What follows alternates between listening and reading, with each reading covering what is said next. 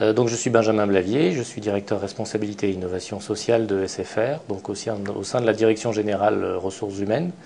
Effectivement, j'ai un rôle qui est un peu particulier en ce sens que je m'occupe des questions d'innovation sociale, c'est-à-dire si je devais résumer, toute l'image de marque sociale de SFR. C'est-à-dire que je me positionne, j'aide à travailler l'entreprise sur son positionnement social, c'est-à-dire quels sont les axes d'intervention de SFR sur des sujets de société qui concernent la partie RH. Donc, dans mes équipes, j'ai des gens qui travaillent sur des questions d'égalité des chances, de diversité, de handicap, et puis sur des questions des liens que l'on peut nouer entre collaborateurs et monde associatif, par exemple.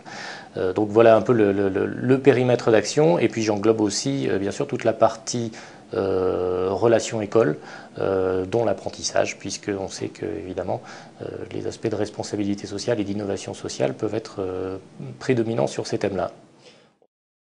L'objectif, c'est de faire connaître SFR. SFR, c'est une marque commerciale qui est très identifiée.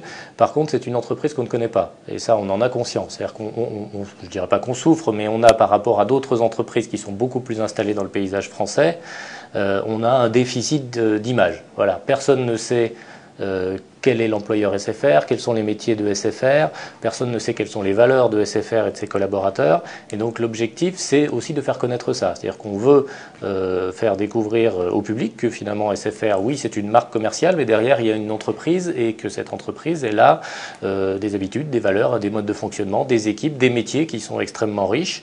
Et donc mon objectif, c'est vraiment de travailler ce champ-là, c'est-à-dire de faire connaître les valeurs de l'entreprise et les métiers de l'entreprise. Il y a des éléments qui sont tout simplement des éléments historiques, c'est-à-dire que SFR, c'est une entreprise qui est jeune, qui a une quinzaine d'années, donc on n'a pas, par rapport à d'autres entreprises qui sont beaucoup plus anciennes, nous ne sommes pas installés dans le paysage industriel français, voilà, en tant qu'entreprise.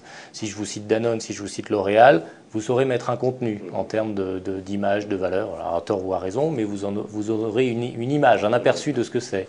Si je vous dis SFR, personne ou pas grand monde ne peut vous dire ce qu'il y a derrière la marque commerciale.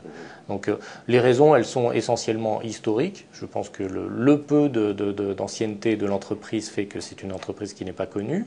Et puis il y a aussi sans doute, c'est un peu le revers de la médaille, c'est la réussite commerciale. C'est-à-dire que l'entreprise est très identifiée pour son succès commercial. C'est une start-up qui a connu une réussite et qui a bien grandi. Mais derrière le succès commercial, on n'a pas aussi pris le soin nécessaire pour expliquer qui nous sommes et comment nous voulons travailler.